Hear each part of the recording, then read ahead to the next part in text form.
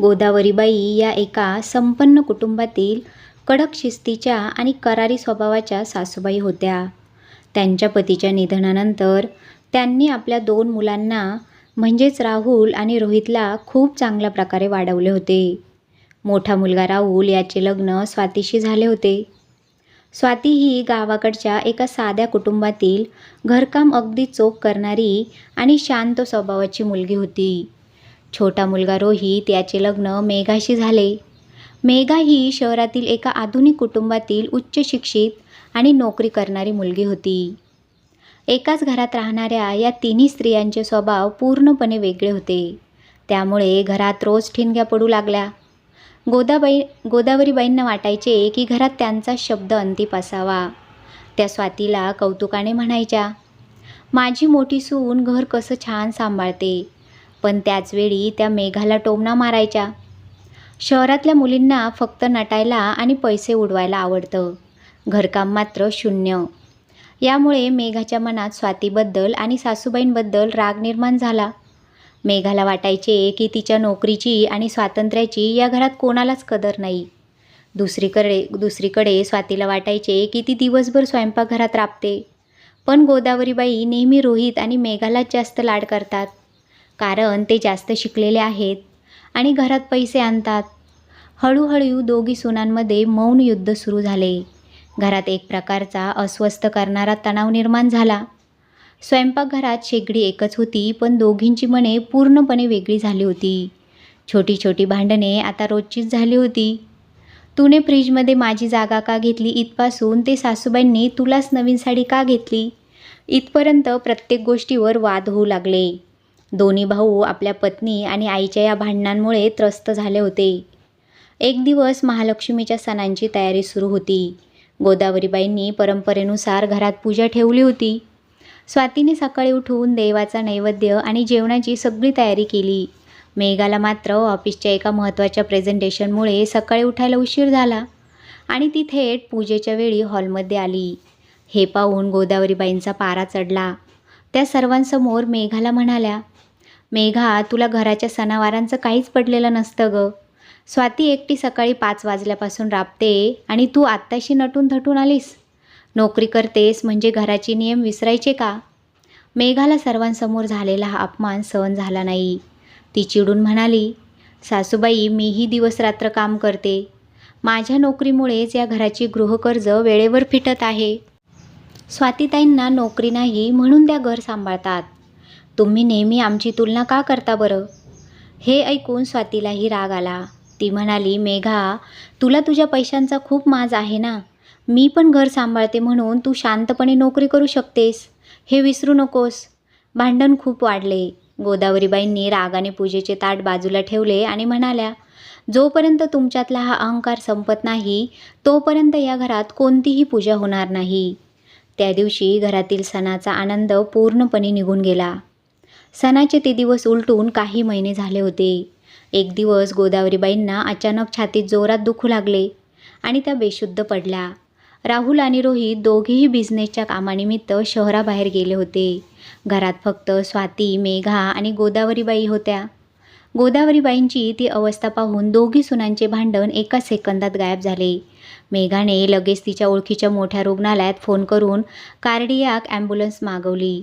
स्वातीने आईचे डोके आपल्या कुशीत घेतले आणि त्यांना धीर देण्याचा प्रयत्न केला.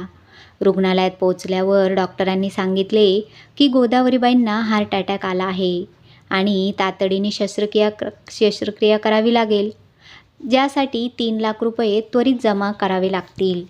बँका बंद होत्या आणि राहुलचा फोन लागत नव्हता. स्वाती रडू लागली. ती म्हणाली, मेघा, आता काय करायचे? माझ्याकडे तर एवढे पैसे नाहीत गं. मेघाने अजिबात वेळ वाया घालवला नाही.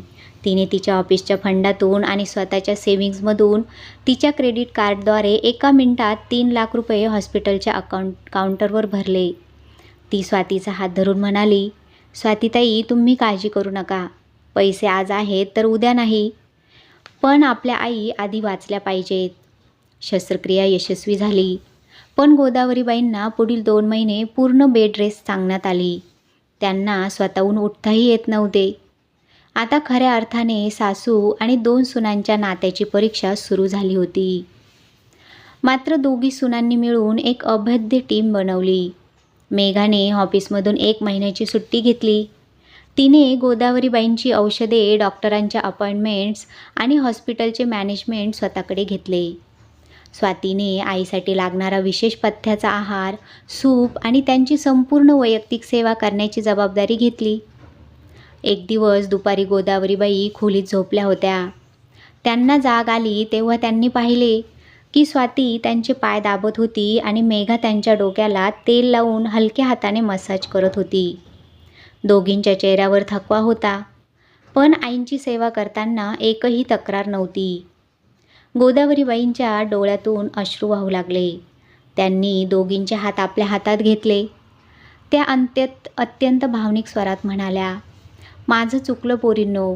मी आजपर्यंत सासू बनून तुमच्यात भेद करत राहिले.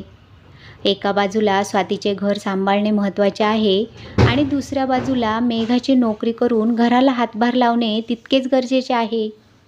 हे मला समजायला इतका मोठा धक्का बसावा लागला. तुम्ही दोघी माझ्या घराच्या 2 मुख्य भिंती आहात. मला माफ करा गं." स्वाती आणि मेघाने गोदावरीबाईंना घट्ट जवळ घेतले. मेघा म्हणाली, "आई, जुन्या गोष्टी विसरून जा बरं. आज तुमच्यामुळेच आम्हाला समजले की घर आणि संसार काय असतो." स्वाती म्हणाली, "हो आई, मेघा नसती तर मी एकटी काहीच करू शकली नसती." काही दिवसांनी गोदावरीबाई पूर्णपणे बऱ्या झाल्या. घरात पुन्हा एकदा लक्ष्मीची पूजा ठेवण्यात आली. यावेळी जेव्हा आरतीची वेळ आली तेव्हा गोदावरीबाईंनी स्वतः आरतीचे ताट घेतले नाही. त्यांनी स्वाती आणि मेघा दोघींनाही पुढे बोलावले आणि दोघींच्या हातात एकत्र आरतीचे ताट दिले. त्या म्हणाल्या, "या घराची खरी लक्ष्मी मी नाही, तर माझ्या या 2 सुना आहेत. जोपर्यंत या दोघी एकत्र आहेत तोपर्यंत माझ्या घराला कोणाचीही नजर लागणार नाही." राहुल आणि रोहित आपल्या आईच्या आणि पत्नींच्या चेहऱ्यावरील हा आनंद पाहून सुखावले. घराचा तो उंबरठा आता भांडणाचा राहिलेलाच नव्हता, तर तो प्रेमाचा आणि एकत्र कुटुंबाचा एक जिवंत पुरावा बनला होता. तात्पर्य: सासू आणि सुनांच्या नात्यात किंवा 2 सुनांच्या नात्यात सुरुवातीला विचार वेगवेगळे असू शकतात, पण जेव्हा संकट येते तेव्हा एकमेकांचे दोष पाहण्याऐवजी एकमेकांची ताकद बनणे म्हणजेच खरे कुटुंब होय. घरात प्रत्येकाचे स्थान आणि महत्त्व वेगळे असते. ते समजून घेतले की घर स्वर्ग बनते. सासू आणि 2 सुनांच्या नात्यातील हा गोड आणि भावनिक बदल तुम्हाला कसा वाटला बरं? कथा आवडली असेल तरच व्हिडिओला लाईक करा, शेअर करा आणि अशाच नवनवीन कथा ऐकण्यासाठी माझ्या मराठी कथा या चॅनलला नक्की सबस्क्राईब करा. धन्यवाद.